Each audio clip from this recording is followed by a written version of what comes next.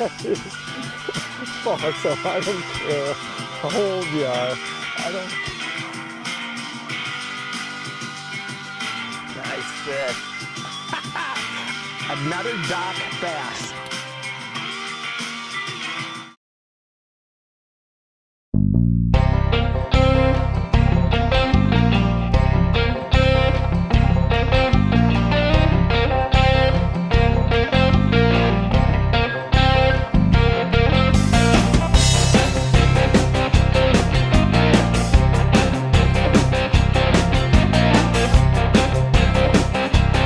Little jumper here. There we go. Come on. There we go. Another dock bass. Wow, that is fun stuff. Not a big one. Let's get her back and talk about what we're doing. Hey folks, welcome to this week's Northland Fisherman. It's the middle of summer and we're fishing docks. You know, docks are one of my favorite structural elements to fish during the summer, especially when it's hot, sunny, and calm like it is today. Docks provide cover. They provide shade and bait. There's bait fish around the docks. That brings in the bass. And in this case, what I love to do is I love to skip a dock and catch a largemouth bass. A couple things are important. You'll notice we are set up quite a ways away from the dock. One mistake that we make sometimes when we fish docks is we get too close to the dock. You don't want to do that. You want to stay far enough back so that the fish aren't alerted to your presence, because if they're alerted, lots of times what they'll do is they'll leave the dock or they'll tuck way back up underneath the dock. So pull up away from the dock, try to be as quiet as you can. The next thing that I like to do is I love to skip a bait. What I'm doing today is I'm skipping a wacky rigged impulse dipstick. Let me show you what I'm doing. I simply take the dipstick, a wacky style rigging hook, weightless, and I hook the dipstick right in the middle and use the weed guard, and there it is. And that doesn't look like much, but for some reason, when you skip that under a dock and it just slowly falls in, largemouth bass can't resist it, and you catch some big fanfish on it as well. A couple things are important with this. I like to use braided line.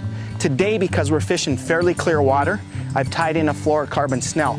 That's for invisibility, so the fish don't see my line. But I like braided line, and this setup on spinning gear is, well, it simply lights out, because what happens is I use a sidearm cast and I actually skip that bait, and what happens is that bait will skip across and actually get up underneath the dock.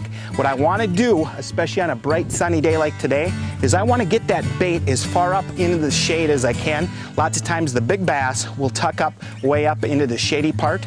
Other thing that I do is when I work from dock to dock, I keep track of where the bites come from. That's pattern fishing, and dock fish are all about patterns. If I find the fish right out on the front face of the dock, lots of times I catch one off a front face of a dock, I can catch on the next several docks fish in the same location.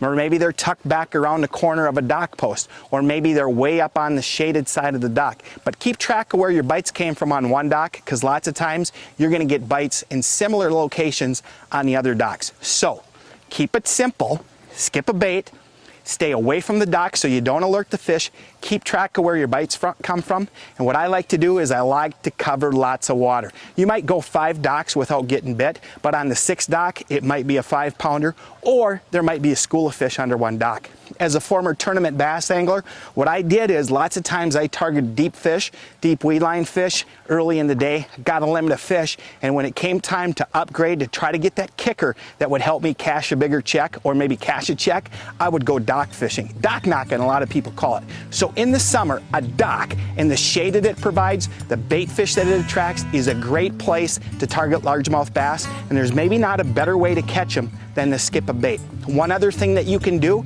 that some folks like to do is you can flip a jig. You can use a jungle jig and flip to around the dock posts, and also if you're really good at skipping a bait, you can skip a jig up under a dock as well. So the jungle jig is a presentation, but for me, skipping with the impulse dipstick worm in the middle of the summer for big largemouth bass, hey folks, it doesn't get much better than that. From all of us at Northland Tackle, thanks for tuning in. Here's a quick peek at what's coming in next week's edition of the Northland Fisherman. Hey, I'm Tony Roach. When it comes to midsummer walleyes, it's hard to beat pulling spinners.